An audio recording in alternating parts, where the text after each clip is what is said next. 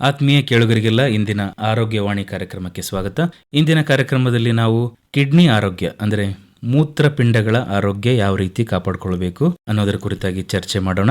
ಈ ವಿಷಯವಾಗಿ ವಿಸ್ತಾರವಾಗಿ ಮಾತಾಡಲಿಕ್ಕೆ ನಮ್ಮ ಸ್ಟುಡಿಯೋದಲ್ಲಿ ಉಪಸ್ಥಿತರಿದ್ದಾರೆ ಕಲಬುರಗಿಯ ಮುದ್ದಾ ಆಸ್ಪತ್ರೆಯ ಮ್ಯಾನೇಜಿಂಗ್ ಡೈರೆಕ್ಟರ್ ಆಗಿರುವ ಹಾಗೂ ಮೂತ್ರಪಿಂಡ ತಜ್ಞರಾಗಿರುವಂತಹ ಡಾಕ್ಟರ್ ಅನಿಲ್ ಮುದ್ದಾ ಸರ್ ಅವರಿದ್ದಾರೆ. ಡಾಕ್ಟರ್, ನಿಮಗೆ ಕಾರ್ಯಕ್ರಮಕ್ಕೆ ಸ್ವಾಗತ ಹಾಗೂ ನಮಸ್ಕಾರ. ಧನ್ಯವಾದಗಳು ಸರ್. ಸರ್, ಆರಂಭದಲ್ಲಿ ತಿಳಿಸಿ, ನಮ್ಮ ದೇಹದಲ್ಲಿ ಅನೇಕ ಅಂಗಗಳಿವೆ, ಅದರಲ್ಲಿ ಕಿಡ್ನಿ ಕೂಡ ಪ್ರಮುಖವಾದ ಅಂಗ. ಈ ಕಿಡ್ನಿ ನಮ್ಮ ದೇಹದಲ್ಲಿ ಯಾವ ಭಾಗದಲ್ಲಿರುತ್ತೆ, ಇದರ ಕೆಲಸ ಏನು ಸರ್? ಎಲ್ರಿಗೂ ಕಿಡ್ನೀಸು ದೇವರು 2 ಕೊಟ್ಟಿರ್ತಾನೆ. ಸೊ ಅದು ರೈಟ್ ಫ್ಲ್ಯಾಂಕ್ ಅಲ್ಲಿ ಮತ್ತೆ ಲೆಫ್ಟ್ ಫ್ಲ್ಯಾಂಕ್ ಅಲ್ಲಿ ಇರುತ್ತೆ. ಈ 2 ಕಿಡ್ನೀಸು ಮೇನ್ ಏನ್ ಕೆಲಸ ಅಂದ್ರೆ ಡೈಲಿ ನಮ್ದು ವೇಸ್ಟ್ ಪ್ರಾಡಕ್ಟ್ಸ್ ಇನ್ ಬಾಡಿನಲ್ಲಿ ಡೈಲಿ ಪ್ರೊಡ್ಯೂಸ್ ಆಗ್ತವೆ. ಅದು ಫಿಲ್ಟರ್ ಮಾಡಿ ಯೂರಿನ್ ಮುಖಾಂತರ ಅಂದ್ರೆ ಮೂತ್ರದ ಮುಖಾಂತರ ಹೊರಗಡೆ ಚೆಲ್ಲೋದು. ಇದು ಕಿಡ್ನೀಸ್ ಮೇನ್ ಫಂಕ್ಷನ್. ಅದ್ರ ಜೊತೆಯಲ್ಲಿ ಆಸಿಡ್ ಬ್ಯಾಲೆನ್ಸ್ ಮೇಂಟೈನ್ ಮಾಡೋದು, BP ಮೇಂಟೈನ್ ಮಾಡೋದು, ಮತ್ತೆ ರಕ್ತ ಉತ್ಪಾದನೆ ಮಾಡೋದು, ಇದೆಲ್ಲ ಬೇರೆ ಫಂಕ್ಷನ್ಸ್ ಇದಾವೆ ಕಿಡ್ನೀಸ್ ಇಂದ.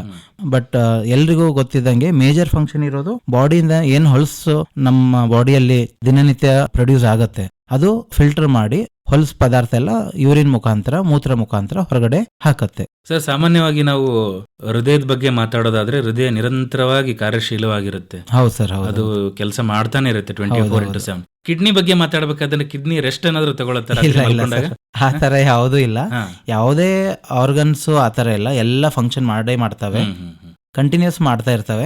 ಬಟ್ ನಮ್ಗೆ ಫೀಲಿಂಗ್ ಆಗೋದು ಹಾರ್ಟ್ ಮಾತ್ರ. ಹಾರ್ಟ್ದು ಏನು ಹಾರ್ಟ್ ಬೀಟ್ಸ್ ಅಂತೀವಿ ಅದು ಮಾತ್ರ ಫೀಲ್ ಮಾಡಬಹುದು. ಬಟ್ ಅದು ಬಿಟ್ರೆ ಲಂಗ್ಸ್ ಆಗ್ಲಿ, ಬ್ರೈನ್ ಆಗ್ಲಿ, ಕಿಡ್ನೀಸ್ ಆಗ್ಲಿ ಇವೆಲ್ಲ ಕಂಟಿನ್ಯೂ ಕೆಲಸ ಮಾಡ್ತಿರ್ತವೆ. ಬಟ್ ನಮ್ಗೆ ಅದ್ರದ್ದು ಫಂಕ್ಷನಿಂಗ್ ಗೊತ್ತಾಗಂಗಿಲ್ಲ. ಬಟ್ ಎಲ್ಲ ಆರ್ಗನ್ಸು ಕಂಟಿನ್ಯೂಸ್ ಆಗಿ ಕೆಲಸ ಮಾಡ್ತಾನೆ ಇರ್ತವೆ ನಿರಂತರವಾಗಿ. ಏನೇ ಪ್ರಾಬ್ಲಮ್ ಆಯ್ತು ಅಂದ್ರೆ ಅವಾಗ ಮಾತ್ರ ಕೆಲಸ ಮಾಡಂಗಿಲ್ಲ. ಸೊ ಅದು ತುಂಬಾ ಕಾರಣಗಳಿದಾವೆ ಕಿಡ್ನಿ ಫೇಲ್ ಆಗೋದು. ಅವಾಗ ಮಾತ್ರ ಅದು ನಿಲ್ಲತ್ತೆ, ಇಲ್ಲ ಅಂದ್ರೆ ಕಂಟಿನ್ಯೂಸ್ ಆಗಿ ಕಿಡ್ನೀಸ್ ಕೆಲಸ ಮಾಡ್ತಾನೆ ಇರ್ತವೆ. ಸರ್, ಆಗ್ಲೇ ನೀವು ಕಿಡ್ನಿ ಫೇಲ್ ಅನ್ನೋ ಪದವನ್ನು ಉಪಯೋಗ ಮಾಡಿದ್ರಿ. ಹೌದು ಸರ್. ಕಿಡ್ನಿ ಫೇಲ್ ಅಂದ್ರೆ ಏನರ್ಥ ಸರ್? ಸರ್, ಕಿಡ್ನಿ ಫೇಲ್ ಅಂದ್ರೆ ನಾವು ರೀನಲ್ ಫೇಲ್ಯೂರ್ ಅಂತ ಹೇಳ್ತೀವಿ, ರೀನಲ್ ಶಟ್ ಡೌನ್ ಅಂತ ಹೇಳ್ತೀವಿ. ಫೇಲ್ ಅಂತ ಆದ್ಮೇಲೆ ಏನಾಗತ್ತೆ, ಯೂಶಲಿ ಒಂದ್ ಕಿಡ್ನಿ ಫೇಲ್ ಆಯ್ತು ಅಂದ್ರೆ ಇನ್ನೊಂದು ಕಿಡ್ನಿ ಫಂಕ್ಷನಿಂಗ್ ಮಾಡ್ತಾ ಇರತ್ತೆ. ಸೊ ಏನೂ ಗೊತ್ತಾಗಂಗಿಲ್ಲ ಪೇಷಂಟ್ಸಿಗೆ, ಎಲ್ಲ ನಾರ್ಮಲೇ ಇರ್ತಾರೆ. ಬಟ್ ಯಾವಾಗ ಸಿಂಪ್ಟಮ್ಸ್ ಬರ್ತಾವ ಅಂದ್ರೆ 2 ಕಿಡ್ನಿ ಫೇಲ್ ಆದಾಗ ಮಾತ್ರ ಸಿಂಪ್ಟಮ್ಸ್ ಸೈನ್ಸ್ ಎಲ್ಲ ಶುರು ಆಗ್ತವೆ. ಅವಾಗ BP ಜಾಸ್ತಿ ಆಗೋದು, ಕಾಲು ಊತ ಬರೋದು, ದಮ್ ಬರೋದು, ಊಟ ಸೇರಂಗಿಲ್ಲ, ಇದೆಲ್ಲ ಕಿಡ್ನಿ ಫೇಲ್ ಆದ್ಮೇಲೆ ಶುರು ಆಗೋದು ಇವೆಲ್ಲ ಸಿಂಪ್ಟಮ್ಸ್. ಸೊ ಅವಾಗ ನಾವು ಹೇಳ್ತೀವಿ ಕಿಡ್ನಿ ಫೇಲ್ ಆಗಿದೆ ಅಂತ. ಸರ್, ಈಗ ಆರಂಭ ಹಂತದಲ್ಲೇ ನಾವು ಕಂಡುಹಿಡಿಬೇಕು, ನಮ್ಮ ಕಿಡ್ನಿಯನ್ನು ಆರೋಗ್ಯವಾಗಿ ನೋಡ್ಕೋಬೇಕು ಅಂದಾಗ ಇನಿಷಿಯಲ್ ಸಿಂಪ್ಟಮ್ಸ್ ಏನಿರುತ್ತೆ ಸರ್? ಹೌದು, ಕಿಡ್ನಿಗೆ ಎಫೆಕ್ಟ್ ಆಗ್ತಾ ಇದೆ ಅಂತ. ಸರ್, ಇದು ಕಿಡ್ನಿದು ಈ ಮೇಜರ್ ಪ್ರಾಬ್ಲಮ್ ಏನು ಅಂದ್ರೆ ಕಿಡ್ನಿದು ಏನು ಸಿಂಪ್ಟಮ್ಸೇ ಬರಂಗಿಲ್ಲ ಸ್ಟಾರ್ಟಿಂಗ್ ಅಲ್ಲಿ. ಸೊ ಕಿಡ್ನಿ ಫೇಲ್ಯೂರ್ ಅಲ್ಲಿ 5 ಸ್ಟೇಜ್ ಇರ್ತವೆ. CKD ಸ್ಟೇಜ್ ಅಂತ ಹೇಳ್ತೀವಿ. CKD stage 1, 2, 3, 4, 5. ಸೊ ಈ ಫಸ್ಟ್ 3 ಸ್ಟೇಜ್ ಅಥವಾ 4 ಸ್ಟೇಜ್ ಅಲ್ಲಿ ಪೇಷಂಟಿಗೆ ಗೊತ್ತೇ ಆಗಂಗಿಲ್ಲ, ಏನು ತೊಂದರೆ ಇರಂಗಿಲ್ಲ, ಅವ್ರು ಆರಾಮಾಗಿ ನಡ್ಕೊಂಡಿರ್ತಾರೆ. ಸ್ಟೇಜ್ 4 ಸ್ಟಾರ್ಟ್ ಆದಾಗ ಮಾತ್ರ ಅವಾಗ ಅವ್ರದ್ದು ಕಾಲು ಉತ್ಕೊಳ್ಳೋದು, ಮೂತ್ರ ಕಮ್ಮಿ ಬರೋದು, ಮುಖ ಉತ್ಕೊಳ್ಳೋದು, ಅಥವಾ ಯೂರಿನ್ ಅಲ್ಲಿ ನೊರೆ ಹೋಗೋದು, ಯೂರಿನ್ ಕೆಂಪು ಹೋಗೋದು, ಹಳದಿ ಬಣ್ಣ ತುಂಬಾ ಜಾಸ್ತಿ ಹೋಗೋದು, ಅಥವಾ ಪೇನ್ ಆಗೋದು, ಊಟ ಸೇರಂಗಿಲ್ಲ, ಕಂಟಿನ್ಯೂ ವಾಂತಿ ಆಗ್ತಾ ಇರತ್ತೆ. ಇದೆಲ್ಲ ಲೇಟರ್ ಸ್ಟೇಜಸ್, ಅದೇ ಅಡ್ವಾನ್ಸ್ ಸ್ಟೇಜ್ ಅಂತ ಹೇಳ್ತೀವಿ. CKD ಸ್ಟೇಜ್ 4 ಮತ್ತೆ CKD ಸ್ಟೇಜ್ 5 ಅಲ್ಲಿ ಈ ತರ ಆಗತ್ತೆ, ರಕ್ತ ತುಂಬಾ ಕಮ್ಮಿ ಆಗ್ಬಿಡತ್ತೆ. ಸೊ ಇದೆಲ್ಲ CKD ಸ್ಟೇಜ್ ಲಾಸ್ಟ್ ಸ್ಟೇಜ್ ಅಲ್ಲೇ ಕಂಡು ಬರೋದು. ಬಟ್ ಸ್ಟಾರ್ಟಿಂಗ್ ಅಲ್ಲಿ ಪೇಷಂಟ್ಸಿಗೆ ಏನೂ ಗೊತ್ತೇ ಆಗಂಗಿಲ್ಲ. ಅದೇ ಮೇಜರ್ ಡ್ರಾಬ್ಯಾಕ್ ನಮ್ದು ಕಿಡ್ನಿ ಪೇಷಂಟ್ಸ್ ಇಂದ. ಸೊ ಇದಕ್ಕೆ ಕಂಡುಹಿಡಿಬೇಕು ಅಂದ್ರೆ ಚೆಕಪ್ ಮಾಡಿಸ್ಬೇಕು, ಏನೂ ಇರ್ಲಾರ್ದೇನೆ ಚೆಕಪ್ ಮಾಡಿಸ್ಬೇಕು. ರೆಗ್ಯುಲರ್ ಆಗಿ ರೂಟೀನ್ ಚೆಕಪ್ ಅಂತ ಹೇಳ್ತೀವಲ್ಲ, ಅವಾಗ ಬ್ಲಡ್ ಪ್ರೆಷರ್ ಚೆಕ್ ಮಾಡಬೇಕು, ವೇಟ್ ಚೆಕ್ ಮಾಡಬೇಕು, ಯೂರಿನ್ ಟೆಸ್ಟ್ ಮಾಡಿಸ್ಬೇಕು, ಬ್ಲಡ್ ಟೆಸ್ಟ್ ಮಾಡಿಸ್ಬೇಕು, ಯೂರಿಯಾ ಮತ್ತೆ ಕ್ರಿಯಾಟಿನ್ ಅಂತ ಹೇಳ್ತೀವಿ, ರೀನಲ್ ಫಂಕ್ಷನ್ ಟೆಸ್ಟ್ ಅಂತ. ತುಂಬಾ ಕಮ್ಮಿ ದರದಲ್ಲಿ ಆಗತ್ತೆ, 300-400 ರೂಪಾಯಿನಲ್ಲಿ ಆಗತ್ತೆ. ಯೂರಿನ್ ಟೆಸ್ಟ್ ಒಂದು 50 ರೂಪಾಯಿನಲ್ಲಿ ಆಗತ್ತೆ. ಬಟ್ ಸ್ಕ್ಯಾನಿಂಗ್ ಒಂದು ಅಲ್ಟ್ರಾಸೌಂಡ್ ಅಂತ ಹೇಳ್ತೀವಿ ಕಿಡ್ನೀಸ್ ಇಂದ, ಅದು ಒಂದು ಮಾಡಿಸ್ಕೋಬೇಕು. ಇದೆಲ್ಲ ಅಟ್ಲೀಸ್ಟ್ ಇಯರ್ಲಿ ಒನ್ಸ್ ನಾವು ಮ್ಯಾಂಡೇಟರಿ ಆಗಿ ಎಲ್ರಿಗೂ, ಫ್ಯಾಮಿಲಿ ಮೆಂಬರ್ಸಿಗೂ ಹೇಳಬೇಕು, ಎಲ್ರಿಗೂ ಯಾರ್ಯಾರಿದ್ದಾರೆ ಎಲ್ಲರೂ ಇದು ಒಂದು ಬೋಲ್ಡ್ ಸ್ಟೆಪ್ ತಗೋಬೇಕು. ವರ್ಷಕ್ಕೊಮ್ಮೆ ಟೆಸ್ಟ್ ಮಾಡಿದ್ರೆ ಅಟ್ಲೀಸ್ಟ್ ನಮಗೆ ಸ್ಟಾರ್ಟಿಂಗ್ ಸ್ಟೇಜ್ ಅಲ್ಲಿ ಕಂಡುಹಿಡಿಬಹುದು. ಯಾವ ವಯಸ್ಸಿನ ನಂತರ ಈ ಟೆಸ್ಟ್ ಗಳನ್ನ ನಿಯಮಿತವಾಗಿ ಮಾಡಿಸಬೇಕು ಸರ್? ಕಿಡ್ನಿ ತೊಂದರೆಗಳು ನಾವು ಎಲ್ಲಾ ವಯಸ್ಸಲ್ಲಿ ನೋಡ್ತಾ ಇದೀವಿ. ಇವಾಗ ಚಿಕ್ಕ ಮಕ್ಕಳಲ್ಲಿ ನೋಡ್ತಾ ಇದೀವಿ, ದೊಡ್ಡೋರಲ್ಲಿ ನೋಡ್ತಾ ಇದೀವಿ, ಎಲ್ಡರ್ಲಿ 60+, 70+, 80++ ಅಲ್ಲೂ ನೋಡ್ತಾ ಇದೀವಿ. ಸೊ ತುಂಬಾ ಕಾಯಿಲೆಗಳಿದಾವೆ, ಅದು ಸೆಪರೇಟ್ ಏಜ್ ಗ್ರೂಪ್ ಇದೆ. ಹಾಗಿದ್ದಾಗ ಯೂಶಲಿ ಎಲ್ರಿಗೂ ರೂಟೀನ್ ಅಂತ ಚೆಕಪ್ ಮಾಡ್ಬೇಕು ಅಂದ್ರೆ 20 ವಯಸ್ಸಾದ್ಮೇಲೆ ಎಲ್ರಿಗೂ BP checkup, urine test, kidney test ಇಷ್ಟು ಮ್ಯಾಂಡೇಟರಿ ಆಗಿ ನಾವು ಮಾಡ್ಲೇಬೇಕು. ಅದಕ್ಕೆ ನಾವು ತುಂಬಾ ಕಡೆ ಸ್ಕೂಲಲ್ಲಿ, ಕಾಲೇಜಲ್ಲಿ ಕ್ಯಾಂಪ್ ಮಾಡ್ತಾ ಇರ್ತೀವಿ.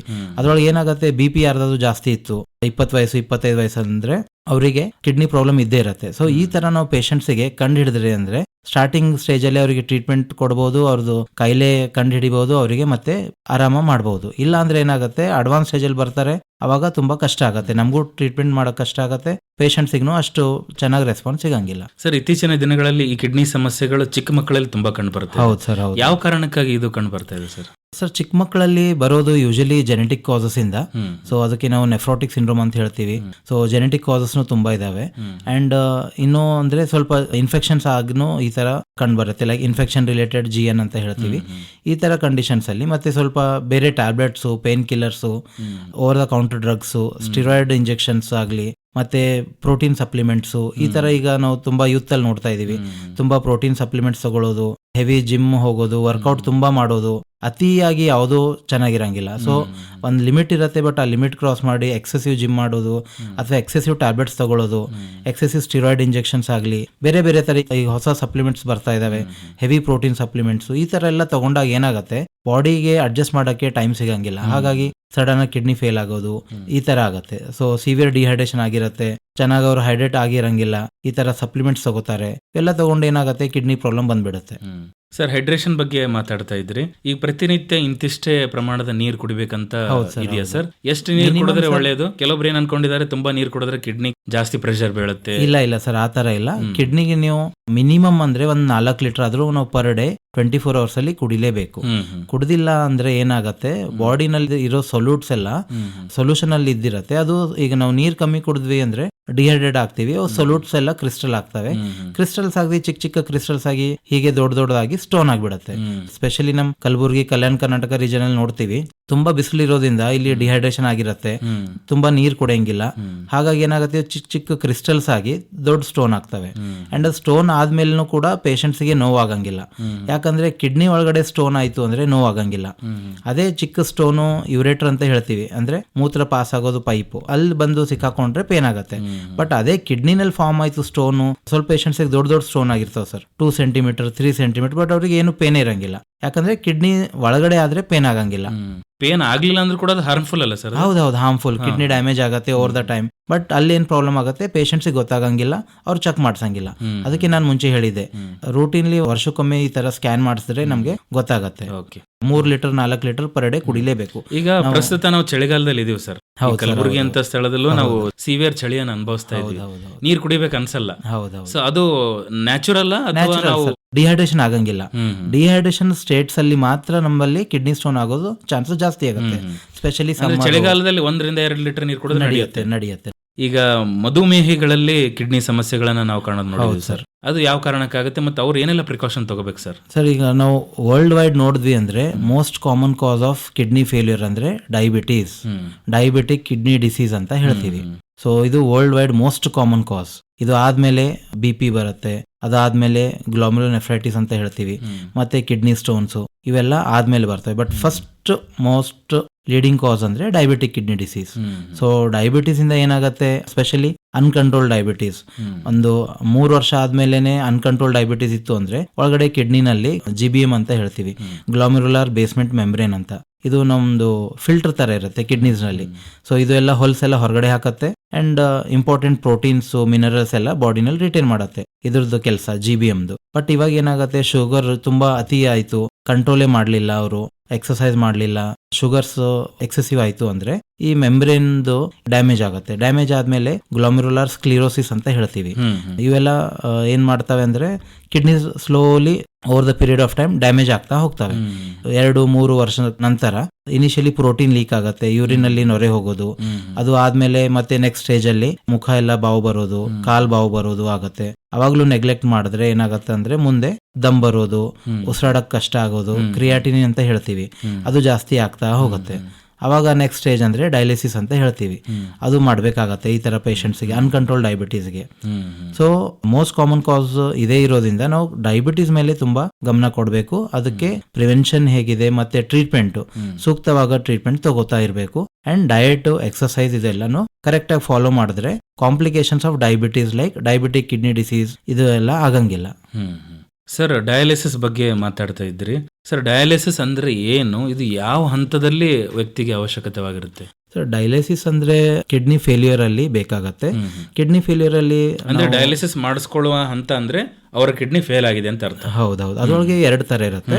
ಟೆಂಪರರಿ ಅಂತ ಹೇಳ್ತೀವಿ, ಅದಕ್ಕೆ AKI ಅಂತ ಅಂತೀವಿ, ಅಕ್ಯೂಟ್ ಕಿಡ್ನಿ ಇಂಜುರಿ ಅಂತ.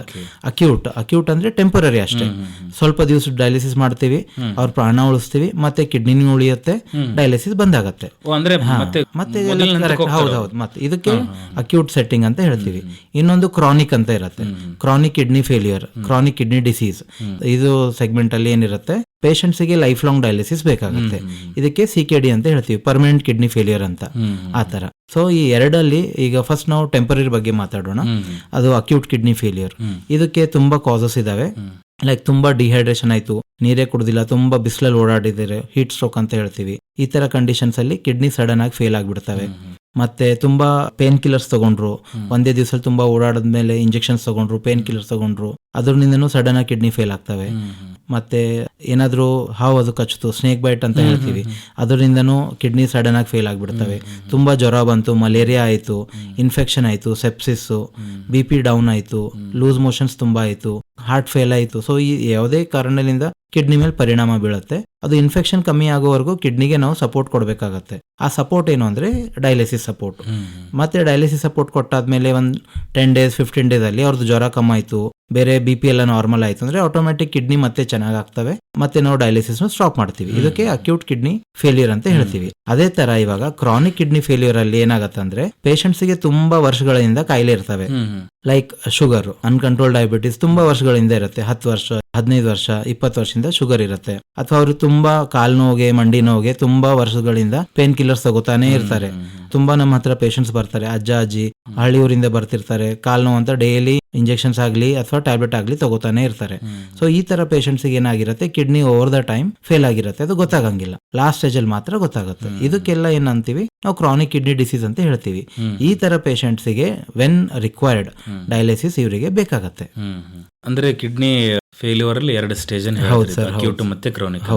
ಮತ್ತೆ ಈಗ 2ನೇ ಹಂತದಲ್ಲಿ ಡಯಾಲಿಸಿಸ್ ಅವರಿಗೆ ಲೈಫ್ ಲಾಂಗ್ ಮಾಡಬೇಕು ಅಂತ ಹೇಳಿದ್ರು. ಹೌದು ಸರ್. ಇದ್ರದ್ದು ಪೂರಕ ಟಾಪಿಕ್ ಇನ್ನೊಂದಂದ್ರೆ ಕಿಡ್ನಿ ಟ್ರಾನ್ಸ್ಪ್ಲಾಂಟೇಶನ್. ಹೌದು ಸರ್. ಈಗ ಯಾವ ಸಂದರ್ಭದಲ್ಲಿ ಅದು ನೀವು ರೆಕಮೆಂಡ್ ಮಾಡ್ತೀರಾ, ಮತ್ತೆ ಯಾರೆಲ್ಲ ಕಿಡ್ನಿ ಯಾರಿಗೆಲ್ಲ ಕೊಡಬಹುದು ಸರ್? ಇದು ಎಷ್ಟು ಪ್ರಕ್ರಿಯೆ ಸಂಕೀರ್ಣವಾಗಿದೆ ಅಂತ.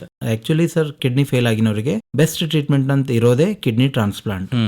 ಡಯಾಲಿಸಿಸ್ ಏನಿದೆ ಅಂದ್ರೆ ಒಂದು ಬ್ರಿಡ್ಜ್ ತರ.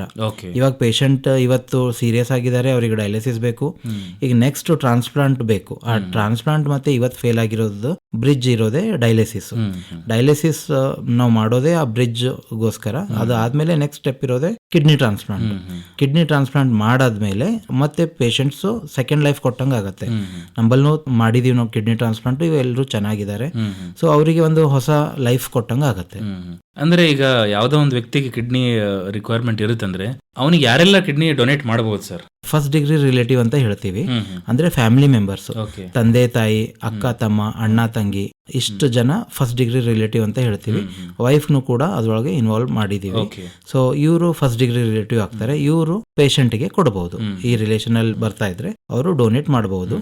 ಅದ್ರೊಳಗೆ ಮತ್ತೆ 2 ತರ ಇರುತ್ತೆ, ABO ಕಂಪ್ಯಾಟಿಬಲ್, ABO ಇನ್ಕಂಪ್ಯಾಟಿಬಲ್ ಅಂತ. ABO ಕಂಪ್ಯಾಟಿಬಲ್ ಅಂದ್ರೆ ಸೇಮ್ ಬ್ಲಡ್ ಗ್ರೂಪ್ ಇರೋರು, ಅವರಿಗೆ ABO ಕಂಪ್ಯಾಟಿಬಲ್ ಅಂತ ಹೇಳ್ತೀವಿ. ಸೊ ಆ ತರನು ಅದೇ ರೂಟೀನ್ ಆಗಿ ಮಾಡ್ತೀವಿ. ABO ಇನ್ಕಂಪ್ಯಾಟಿಬಲ್ ಅಂದ್ರೆ ಬ್ಲಡ್ ಗ್ರೂಪ್ ಬೇರೆ ಇದ್ರೆ ಕೂಡ ಮಾಡಬಹುದು. ಸ್ವಲ್ಪ ರಿಸ್ಕ್ ಜಾಸ್ತಿ ಇರುತ್ತೆ ಅದರೊಳಗೆ, ರಿಜೆಕ್ಷನ್ ರಿಸ್ಕ್, ಅದಕ್ಕೆ ಸ್ವಲ್ಪ ಹೆವಿ ಇಂಜೆಕ್ಷನ್, ಇಮ್ಯುನೋಸಪ್ರೆಷನ್ ಬೇಕಾಗತ್ತೆ. ಬಟ್ ಯೂಶಲಿ ರೂಟೀನ್ ಆಗಿ ಮಾಡೋದು ABO ಕಂಪ್ಯಾಟಿಬಲ್. ಈಗ ಈ ಕಿಡ್ನಿ ಟ್ರಾನ್ಸ್ಪ್ಲಾಂಟ್ ಮಾಡ್ಕೊಂಡ ತಕ್ಷಣ ಅವ್ರು ಮೊದಲಿನ ಹಾಗೆ ನಾರ್ಮಲ್ ಲೈಫ್ ಲೀಡ್ ಮಾಡ್ಬೇಕಾ, ಅಥವಾ ಕೆಲವೊಬ್ರು ಹೇಳ್ತಾರೆ ಇಲ್ಲ ಥ್ರೂಔಟ್ ಲೈಫ್ ಮೆಡಿಕೇಶನ್ ಮೇಲೆ ಇರಬೇಕಾ? ಹೌದು ಸರ್, ಹೌದು. ಇದು ನಾವು ಮಾಡೋದು ಉದ್ದೇಶ ಅಂದ್ರೇನೆ ಮುಂಚೆ ತರ ಪೇಷಂಟ್ ಆಗ್ಬೇಕು ಅಂತ. ಪೇಷಂಟ್ ಡೆಫಿನೆಟ್ಲಿ ಮುಂಚೆ ತರಾನೇ ಆಗ್ತಾರೆ, ಫುಲ್ ನಾರ್ಮಲ್ ಲೈಫ್ ಇರುತ್ತೆ ಅವ್ರದ್ದು. ಬಟ್ ಏನು ಅಂದ್ರೆ ಇಮ್ಯುನೋಸಪ್ರೆಷನ್ ಅಂತ ಏನು ಟ್ಯಾಬ್ಲೆಟ್ಸ್ ಕೊಡ್ತೀವಿ, ಇಮ್ಯುನೋಸಪ್ರೆಷನ್, ಟ್ಯಾಕ್ರೋಲಿಮಸ್, ಮೈಕೋಫಿನೋಲೇಟ್, ಮೊಫೆಟಿಲ್ ಅಂತ, ಇವರು ಲೈಫ್ ಲಾಂಗ್ ತಗೋಬೇಕು. ಯಾಕಂದ್ರೆ ಇದು ನಾವು ಏನು ಕಿಡ್ನಿ ಕೂಡ್ಸಿರ್ತೀವಿ ಅದು ಬೇರೆಯವ್ರದ್ದು ಇರುತ್ತೆ. ಸೊ ಬಾಡಿದು ಮೇನ್ ರೆಸ್ಪಾನ್ಸ್ ಏನಿರುತ್ತೆ, ಫಾರಿನ್ ಬಾಡಿಗೆ ಎಲ್ಲ ರಿಜೆಕ್ಟ್ ಮಾಡಬೇಕು ಅಂತ. ಸೊ ಅದು ರಿಜೆಕ್ಟ್ ಆಗಬಾರ್ದು ಅಂತ ನಾವು ಇಮ್ಯೂನ್ ಅವ್ರದ್ದು ಸಪ್ರೆಸ್ ಮಾಡ್ತೀವಿ ಟ್ಯಾಬ್ಲೆಟ್ಸ್ ಮುಖಾಂತರ. ನಾವು ಸಪೋಸ್ ಇಮ್ಯೂನ್ ಸಪ್ರೆಸ್ ಮಾಡ್ಲಿಲ್ಲ ಅಂದ್ರೆ ಹೊಸ ಕಿಡ್ನಿ ಹಾಕಿರೋದು ಫೇಲ್ ಆಗ್ಬಿಡುತ್ತೆ. ಸೊ ಅದು ರಿಜೆಕ್ಟ್ ಮಾಡುತ್ತೆ, ನಮ್ಮ ಬಾಡಿ ಯಾವುದೇ ಫಾರಿನ್ ಬಾಡಿಗೆ ರಿಜೆಕ್ಟ್ ಮಾಡುತ್ತೆ. ಅದು ದೇವ್ರು ಕೊಟ್ಟಿರೋ ರೆಸ್ಪಾನ್ಸ್ ಅದು. ಸೊ ಅದು ಆಗಬಾರ್ದು ಅಂತ ನಾವು ಟ್ಯಾಬ್ಲೆಟ್ಸ್ ಕೊಟ್ಟು ಇಮ್ಯೂನ್ ಸ್ವಲ್ಪ ಸಪ್ರೆಸ್ ಮಾಡ್ತೀವಿ. ಸಪ್ರೆಸ್ ಆದ್ಮೇಲೆ ಆ ಹೊಸ ಕಿಡ್ನಿ ಸೆಟ್ ಆಗತ್ತೆ ಅವರಿಗೆ. ಬಟ್ ಅದು ಅವರು lifelong immunosuppression tablets ತಗೊಳ್ಳೇಬೇಕು. ಈಗ ಯಾರು ಕಿಡ್ನಿ ಡೊನೇಟ್ ಮಾಡಿರ್ತಾರಲ್ಲ ಸರ್, ಅವ್ರಿಗೂ ಕೆಲವೊಂದು ತಪ್ಪು ಕಲ್ಪನೆಗಳಿದೆ. ಒಂದೇ ಕಿಡ್ನಿ ಇದ್ರೆ ಅದು ಮುಂದೆ ಸಮಸ್ಯೆ ಆಗಬಹುದು ಅಂತ, ಅವ್ರಿಗೆ ಹೇಳಲಿಕ್ಕೆ ಇಷ್ಟಪಡ್ತಾರೆ? ಇಲ್ಲ ಸರ್, ಇದು ಯೂನಿವರ್ಸಲಿ ಎಲ್ಲರೂ ಕಿಡ್ನಿ ಡೊನೇಷನ್ ಆದ್ಮೇಲೆ ಯಾರಿಗೂ ಏನು ತೊಂದರೆ ಆಗಂಗಿಲ್ಲ. ಯಾಕಂದ್ರೆ ಸಿಂಗಲ್ ಕಿಡ್ನಿ ಮೇಲೂ ತುಂಬಾ ಜನ ಇದ್ದಾರೆ ಅಂಡ್ ಸ್ವಲ್ಪ ಪಾಪ್ಯುಲೇಷನ್ ಅಲ್ಲಿ ಹುಟ್ಟಿದಾಗನು ಒಂದೇ ಕಿಡ್ನಿ ಮೇಲೆ ಹುಟ್ಟಿರ್ತಾರೆ, ಬಟ್ ಅವರು ತುಂಬಾ ಚೆನ್ನಾಗಿರ್ತಾರೆ. ಸೊ ಅದು ತಪ್ಪ ಕಲ್ಪನೆ ಕೊಟ್ಟಾದ್ಮೇಲೆ ಏನೋ ಆಗತ್ತೆ, ನಮ್ ಕಿಡ್ನಿ ಫೇಲ್ ಆಗತ್ತೆ ಅಂತ, ಅದು ಮಿತ್, ಅದು ತಪ್ಪ ಕಲ್ಪನೆ. ಎಲ್ರಿಗೂ ಅವೇರ್ನೆಸ್ ಬೇಕು ಅದ್ರ ಬಗ್ಗೆ. ಸರ್ ಅವ್ರೇನಾದ್ರೂ ಲೈಫ್ ಸ್ಟೈಲ್ ಚೇಂಜ್ ಮಾಡ್ಕೋಬೇಕಾ? ಮೊದಲು 2 ಕಿಡ್ನಿ ಇರುತ್ತೆ, ಈಗ ಒಂದೇ ಆಗುತ್ತೆ. ಕೊಡೋರಿಗೆ ಏನು ತೊಂದರೆ ಆಗಂಗಿಲ್ಲ. ಅಷ್ಟೇನಂದ್ರೆ BP ಅವರು ಕಂಟ್ರೋಲ್ ಅಲ್ಲಿ ಇಟ್ಕೋಬೇಕು, ಉಪ್ಪಾಂಶ ಸ್ವಲ್ಪ ಕಮ್ಮಿ ಊಟ ಮಾಡ್ಬೇಕು. ಅದು ಬಿಟ್ರೆ ಅವರಿಗೆ ಮುಂಚೆ ತರಾನೇ ನಾರ್ಮಲ್ ಲೈಫ್ ಇರುತ್ತೆ ಅವ್ರದ್ದು.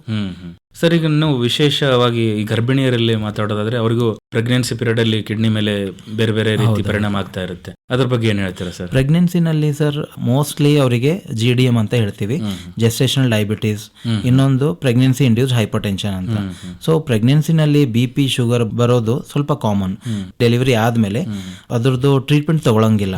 ಸೊ ಹಾಗ ಇದ್ದಾಗ ಏನಾಗತ್ತೆ, ಅದು ಡಯಾಬಿಟೀಸ್ ಆಗ್ಲಿ BP ಆಗ್ಲಿ ಏರ್ತಾ ಹೋಗುತ್ತೆ, ಗೊತ್ತಾಗಂಗಿಲ್ಲ. ಸೊ ಅದು ಏನ್ ಮಾಡತ್ತೆ, ಮತ್ತೆ ಕಿಡ್ನಿ ಮೇಲೆ ಪರಿಣಾಮ ಬೀಳುತ್ತೆ. ಅವಾಗ ಏನಾಗುತ್ತೆ, over the period 1 3 years 4 years ಆದ್ಮೇಲೆ ಕಿಡ್ನೀಸ್ ಅವ್ರದ್ದು ಡ್ಯಾಮೇಜ್ ಆಗ್ತವೆ.